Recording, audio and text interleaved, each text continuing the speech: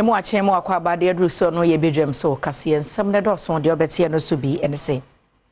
Senate empanimfo aye wadwen se ho akohia se wonom a wodi ewo nkrata so na nsoso ase wo mo asom mo wie no wo so yi wo mo nyina efri so sanso ena Ghana National Midwife Training School ne mo empanimfo so de afutu aba se nursing training allowance no wo se eye aban enhyehyeye yes obi be campaign no akoma so de be campaign ba metua kwabrane so ba was me ba metuam ne ade basa emwa wo mo na akronfo ranfo akoto ahye omanfo bi so ewo Adom robe na ewi ase no nipa ba ko bi oda no emu oden pa we ne nsem ahodo bi na be so mo se Badwam so kase nam DSTV channel 280 Go TV channel 119 Facebook no ye Adom TV extra usia me a eya frame and not chewa ba ajwa se we afensem ni nchemo no me de to so amount one ma de wo ho akwhye eye senator se dachi bia no wo mo ko nkokora na wo mbre wabomu a obenya nsi achi ba me chere pension scheme no eso no senator mpanimfo chemu a enipa be 19,100 na se empim du nkron ene oha ene gu achi na se wo mu din wo sa register yi mu kama se wo mo asom wo no mo wie Dr. John Ofori Tenkra Director General Emma Senate no de nsemi tu bia se ehu akohia sa nkrofo no wo yi wo mu din efri mu ne senti wo mo yi Ghost pensioners as ye come ho asemi a yenti omonka se omote ase o se omonte ase o efi mra ye fiti ase eye saa nhyehyɛ we a ye tra musika so ma ya tra enipa be se 19,100 pay so eye empem dunkron ene oha ya tra omo pay pension pay so a ebesi nne omo maaye ema meje omo akatua ndi na sa nkrofo we no yen de yadwin se omakọ mum nsamanfie se omo so omo ko nsamanfie na se omo hu Yesu na se omo be sore aba na omo nyane a omo ba ye de sika bia ya transfer no ye de omo ade be ma omo ghost pension Yemfree ho no yen consent for emu na Ghana National Nurses and Midwifery Training Association emu mpanimfo na ekase wose nursing training allowance se we obi a wusua de agentete abe nurse ni a sika kakra bi won ma bosumi bia ya na aban de ma na eja eka ma wo de ma wure titi wachi na sa allowance no eka me se eni aban hyehyeye mu wose mrahye bedware no mpanimfo sim konwa na omo gitum se bia oye nursing training nko ade a bosumi bia benya 1 cedi se the national service for wo mo de ete no nanso eka me se ni aban we ba no de abe campaign woko ofoforo so ba nti omu nse de ni hyehyeye bi ebo mo ban se de aban na adwene be ye no sa na bokọ e ba sa e ha wo mo a esuade. The burden of exorbitant fees makes it a hindrance to inclusivity and limits the potential of talented individuals who come from financially disadvantaged backgrounds. Another challenge, Madam Chair, that we face as executive board was the difficulty in retrieving student funds from management. Our trainee faces challenges in reclaiming their funds from management, which impact their financial stability. There is an urgent need for streamlining processes that guarantee the swift retrieval of financials from others. Jumedi Yase President Awoda Ghana Registered Nurses and Midwives Association ano perpetual ampofo ebaye a wodo to asoye show maisi kasam so anim se wo ma asoye hwe apomden so ekwan no ma wo musika nka ho se be ya nurse fo be se empemaduonu a wotifia wonya adwuma nyeye no wo muso betimi ahye adwuma ase na de ehia titru say eye omo motifie na yemfa omo adwuma. We have close to 20,000 of them ehia say aban behwe na wa form no wa postiomo ni na gina financial clearance ebe here say Ministry of Finance be issue financial clearance no na aboa na Ministry of Health ni agencies no etumi apostiomo na omaboa ama adwuma na ayeye no akoso Yanko oyibi Adom robe na rahosem efri ho ba enese nano ya wada homachi na ebeto odwase akronforemfo bowura nkrofo afie mu wo mpotem hono na nipa ba ko nam so ma bebia wapira woda no emu oden pa na yamane boni prince owusu asie du kofi ho ene wo mu asase misi woni krotwa wisi no hone santemo twetwe nkomo no chese akronfo yi beto share won so tutu atu wo fie hono mo a yenkwaji mu nchemu bebi a migine eye Adom robe ewo ojibi akronfo akọ mfie beye enan mu akọ wia wo manfo enya pade ɛne wɔn sika bɛyɛ 40,000 Ghana cedis wɔn etututuo ama etuo no anka ɔmanfo a wɔn etiti fie mu enkra yɛnsa aka fi ɔmanfo a wɔn timpatemu ha no sɛ osojani baako a ɔno ɛka ho yi wɔn no ne eboini ɛma ne nam so ma sojani wepra ama wɔn de nakoto 37 ayaresabea Adom News ne ɔmanfo ɛwɔ mpatemu ha ɛtwetwe nkɔmɔ no ensɛm a wɔn de tu yɛ nim no momientie bi enti muhu sɛ baako afa gate na baako ɛfa ti ofa na mirror me bedroom no ebie curtain say mehu ni paako no ɛhɔ na ɔtɛn ni ekina ha de etu ni sim so say man bie door na ɔbɛ fire ɛhɔ na ɔfire etu ni kan anka me ɛhɔ na ɔmnya dwane kɔɛ ɔmo push me door no ti achi na mte some the blocks the bibi hit door no more than 5 times enti me gina ho ye dede na me say door na bia ma block kese bi eda your corridor no for 126 million which is 12,600 and me sumi dem o for 17,200. So sorry na me share through window nim na me say they were scaling into the yard, so then I started shouting, but the me say police for by, but they came just after about 30 or more minutes, about 35, 40 minutes. And I'm buying now on my call. Adom News in Central for any assembly member war in Patemuha, Daniel Dako, Etchin Komo Bisa say, a woman sooner dinner, one more eye, Eddie Abua, Manfua, one more etim Patemuha. Comfortable we are in partner having Minia Bakon, W senior warrant officer do. And I say, or testimony Sabia, Eja.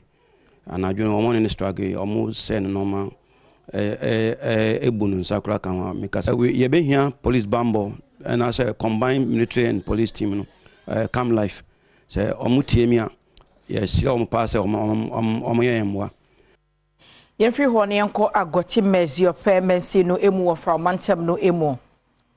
akpagbili ebusua na sabre wo mu esuin omo ewa abenyi na se na wo mu hawo nyina ne se na wada wo mu susu se makafui and Sons Lotto Company omo hyen baako na wo dimirika tente pa ya ofri aflawo ekohoso okwa kokulusu loto na wo kwa no mu nimu de asiye e na hyen ne tefa so bebowura wo mu fie e mantafo kwada mienu wo mfinhia mienu amurumu ho a wo mu firi mu omunua panyine wo mfinhia miensa so saa kai ebowura hoi ekum na kyese abusua no wo momma mako miensa na afrim na no na abusuafo emu mpanifo ehwese be yanka ban mre me yanhwehwebu pefe na atentere ne enkoso. In fact, immediately we called the police. The police came for intervention. They actually sent the disease to the mortuary. After that, since then, we have not heard anything from them so far. And we also we were informed that the car was a company car, that's McAfee Lotto. Since then, they never come here to come and even to see how we are even feeling in the house. So as of now, we are not hearing anything from them. The police also are not telling us anything so far. Enwechi ena mamia ne ba ene mofra miensa wa hwere won kwan edi tu dwa se enya ade a wobeje na home kosi sa tentene ne aye adwuma de via me toma wa enye bebe se gande nya ye fe jiji hada sine gbegbe ma tinga fana npo na McAfee wo de side che o wo de kede ko coffee waru te fina kwado ko ga kra o yo kwado yo mekude ya ma tinga jenye nwunyo abe de vimo gbantoa menya nwike nye gole na le jivio nto anya nwike wanyi no efefele ko mega ji ha nto mega po mechome be nwike wanyi na ma be ko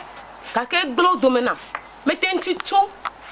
wa fa do baba ne ko mi to aro wa bia bede o de via noare obi a titu we vese ya me ale metenti wo Adom kasia ma ne boni odihye ba owusu job eba omodi asenka penimpa wo da makafu yen Sons Lotto Company no one ne betwetwe nkomo na nso wampene ene yen ankasa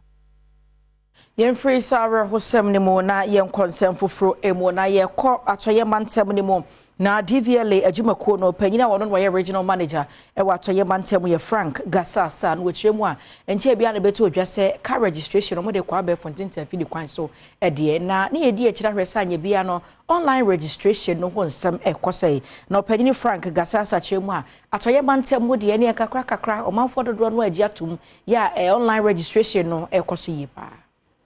This year we have moved on from the manual registration system to the online,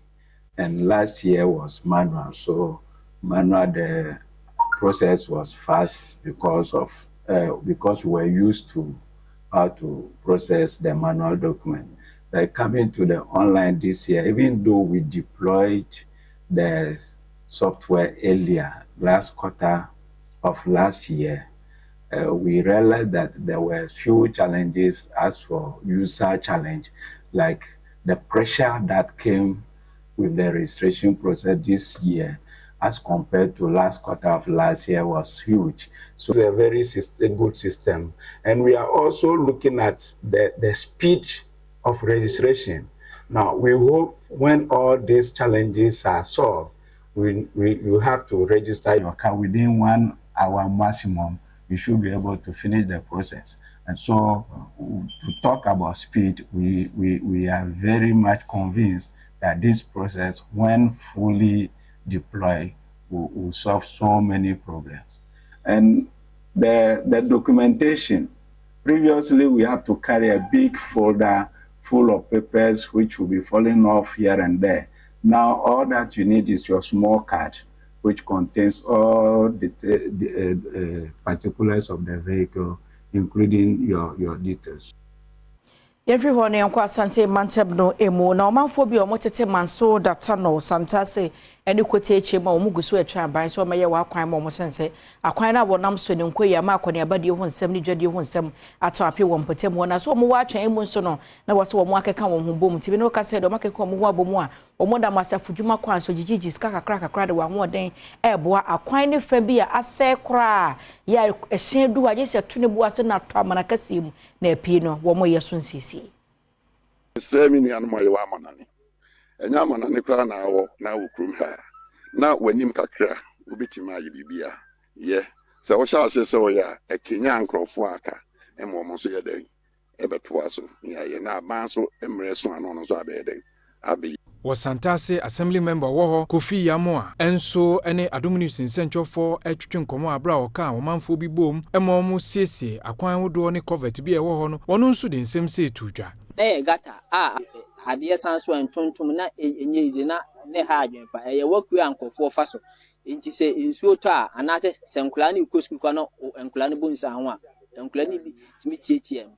enti yaye ni se die ye bompa ese nyankopon oboa ne etimi wi a entontom ne nyina so beti ama o ma omoti anso ho ato small scale miner bia owo manso datano na neje a ono nso bo ayema omanfo yi esiesie portals bia wo akwan hodo e wo mpatemu no enso de nsem se tudwa the mekan say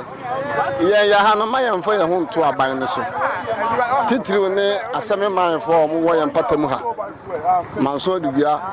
mpatem ye betima ye bibia ye nwira aban ne ho Ohine owo empatemu ho ade to omanfo anim se womo hwe se womo ebeboa aban no e wo mpuntudwuma ahodom boko mantem bebre nyekutenko mantem bebre boko yesiafo mo landlord association eye na mese se ade no e koso no omansa ankasa soso ankeka omhumbo na ekwan e fa so a omduru omufie no omankasa nhwe so omubeye Ensign Enco Senate one akache na Social Security and National Insurance Trust etwenity assessment no emumpeden for chema wo mo enam National Pension Regulatory Authority NPR insaso ene hyehyɛ yahodo ye wo section 80 National Pensions Act 2008 Act 766 ne so kyerɛ se we obi a odaso na wadu mpeden fie mu omutua pension mu abosumi bia no a wo mo atum ohamu nkyemu edunum afibia ye to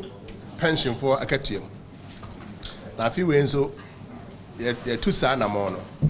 nti ene ye de atodwa e wo nkran ha pension house ne headquarters say pensioner for akatia no ye betumu 15% ye oha nchemu dunum nti obroni say overall indexation no yɛ 15%. Na saa 15% yi yasa akyekyɛ mu yakyekyɛ no obiara ne deɛ so. Trɔtrɔfoɔ Emma Pensioners Association of Ghana Stephen Boache eko dwumadi na sibia woni ama ne boni twetwe nkomo ede nsem sei eto n'anim. 25% at the May last year. Since the formation of the association 92 yenya bida and yenya asade no. Sa then non just 25 yenya na mribia say yenya 25 na above. Nipa no awutua osika na ma wono. Wono wakasa akire say ni senti na ye nti say na meye no ye transe asusu ehunu say 15% in a year. You could need him say 10%, and that's not the bemain. But 15%, you know, my pa, Yaniaso, and him say, and remember because nay need not see being 15%. Adom Kasie Eddie Betu Jabre Bia Besin Koso Kwa Santi Achima Sempane ya ene no wasanti achim so south e wasante bantem no emu suku dan na mpanifu afrase so wo matu na jeje mu na ene wo hono a na ehwe wo mo ni mnom so hwani mu babre fato ye ho so bo ho dawuro na beto dwa se wo mo eka bie wom e de won sa beka ye ema awie peye ne santi mpanifu e bo Adom Kasie abaso Adom nso so de se wo de asem to ho sei na e authentic nti mpanifu ne ade nyina ati nti e da wo mase first wo mo bae na ye hwe school no ba bia na ye wo ene ade no ana ye nyan start wo ha but through mu program mo ba ye ne ye kasa ye community interaction ne ade no ayel de ababi pre ama enne said ye hu e wo ha yi 2 weeks ne almost start say adwumadi and we do some pempen we and the contractor is saying say next week or the roofing sheet ne ade bi gu so aha nti ye di kan ye da dom fo ase pa say o mo nso so apushi ama ye ma ye mpanifo akeka o mo ho ayetimi anya saade ati en wachi Oraboafo Samuel ya wo ye project supervisor enso ba Adom Kasie abaso se wotimi de sa wo ha wi betu dwa o hyebo se obeye adwuma na wie ama eso abanfaso de we hia de efa station we so a ebedu abani ntem nti opani se medical Canada no we adwuma a enam adomfo so first one be fa de koye e ma adom Ghana ban eti hu ye nti adawroma ene ne mbusu gidigidi yam ye no so na me obi a ye pam ya hwe dwuma di no so me gina ha 247 me na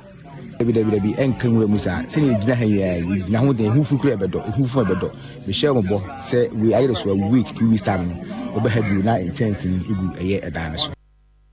ye gina asante achema sempa na ye fo wo musku nsam yi so na Kasie wo de so wano pay no me de nyina sime da se so je bre na wo hwe ye kai se ye dan ye ho aba no do bon krata mpensempensem mo online portal so nsam ebeto aso wo hia me a eya frɛ me anoche wa ba ajwa se wa bedwam so ni ye basisia